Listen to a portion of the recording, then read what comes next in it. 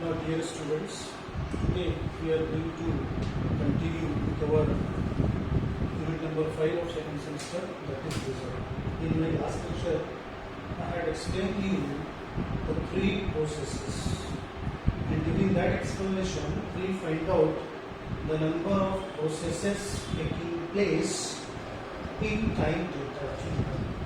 The equation for number of process of absorption NAB taking place in time delta t is given by N1 A12 into Q into delta t, where N1 is the population of ground state E1, the lowest resistor. A12 is the probability of transition of atom after absorbing photon to second state when Q number of photons are incident on them in time delta t. So ready? A12 is the transition probability from ground state 1 to excited state E2. Similarly, the spontaneous emission taking place in time delta t, the number is given by NSP equal to N2 B21 into delta t, where N2 is the population of excited state. जो second state रही है हमारी, जो हमारी second state रही है, this is E2 and this one is E1. इसका population N1 है, इसका population N2 है. एक excited state है, एक ground state है. Got the point? So number of spontaneous emission taking place in time delta t, ये अपने आप ऊपर से एटम जो रहते हैं एक्साइटेड वो डाउनवर्ड ट्रांजिशन करते हैं और फोटोन को रैंडमली इमिट करते हैं. That is N2 B21 into delta t. B21 is the probability of transition made by the excited atom by their own from E2 to E1. And the controlled stimulated emission, where Q amount of photon are incident as a stimulus or as a triggering photon to N2 number of atoms present at the higher state in time delta t. If the transition of downward movement, the probability of downward movement is B21, then number of stimulated emission taking place in time delta t will be given by N2 B21 Q into delta t. Now, in laser, as I told you in my earlier lecture, that a stimulated transition is a key process or main process है. वो क्यों? क्योंकि उसके अंदर में आपको multiplication of photon मिलता है. यहाँ पर पहले एक फोटोन अगर से आपने दिया और यहाँ पे एक एटम पे पहले से इंटरेक्ट किया तो यहाँ से डाउनवर्ड ट्रांजिशन करेगा, यहाँ पे दो फोटोन जनरेट हो जाएंगे.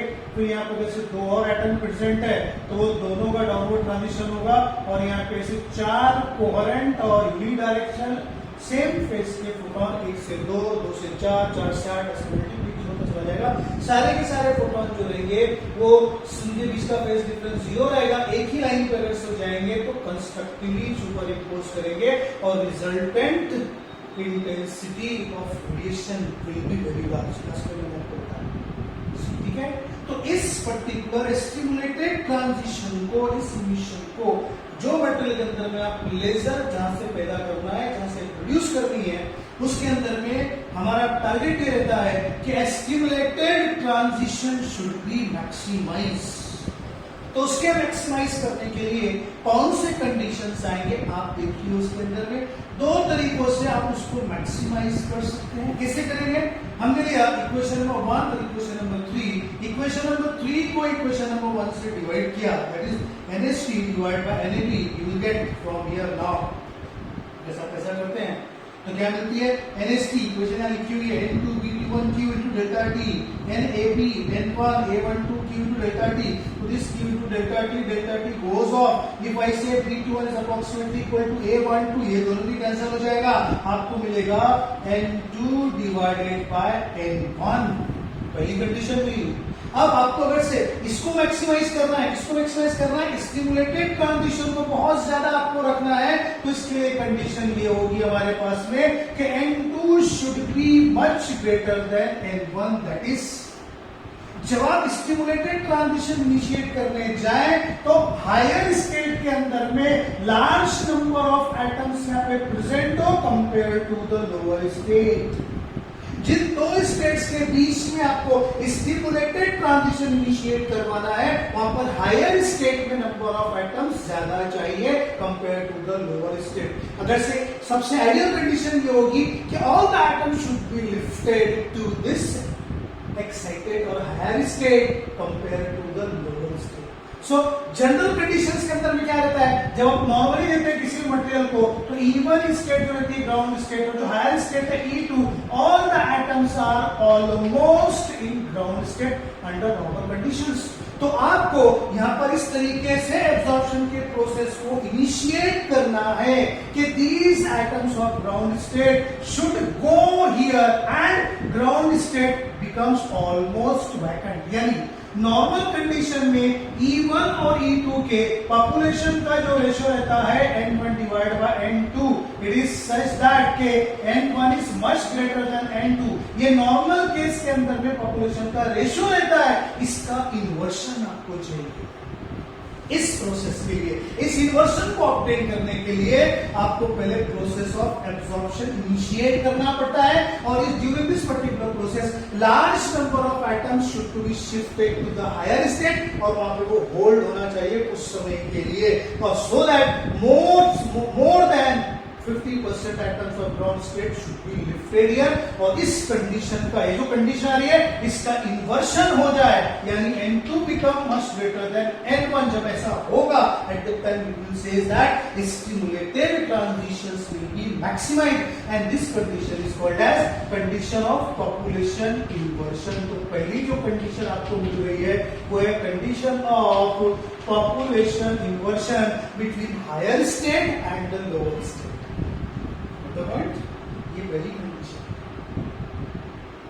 के लेजिंग ट्रांजिशन को ऑब्टेन करने के लिए हमारा टारगेट क्या रहता है कि हमको स्टिमुलेटेड ट्रांजिशन को मैक्सिमाइज करना है। उसके लिए मैक्सिमाइज कब होगा, जब most of the atoms are at higher state, यानी नॉर्मल कंडीशन से उल्टा रेशियो हो हायर स्टेट में एटम्स के पॉपुलेशन का with respect to the lower state में एटम का जो पॉपुलेशन, इसे कहते हैं कंडीशन ऑफ पॉपुलेशन इन्वर्शन। तो there should B population inversion, that is the population of higher state will be much greater than that of ground state और lower state. ये condition अगर से नहीं रहेगी तो आपको स्टिमुलेटेड ट्रांजिशन कंट्रोल तरीके से मैक्सिमाइज नहीं मिलेगा। So this is the first condition. To get second condition, हमने क्या किया, number of stimulated transition divide by number of spontaneous transition, इसका रेशियो निकाला। तो यहां से आपको क्लियरली दिख रहा है N2 cancel, B21 delta T आपको मिला Q। What is Q? The number of protons जो अपने स्टिमुलेटेड ट्रांजिशन जनरेट करने के लिए यूज किए थे, वो प्रोटॉन का डेंसिटी बहुत ज्यादा होना चाहिए, वो बहुत सारे प्रोटॉन्स यहाँ पे ज्यादा होना चाहिए, यानी number of stimulated transition to be large. अगर से आपको ये लार्ज रखना है तो आपको लार्जर फोटोन डेंसिटी रिक्वायर्ड रहेगी। ये कब होगा, जब बहुत सारे एटम्स यहाँ पर हो हायर स्टेट में।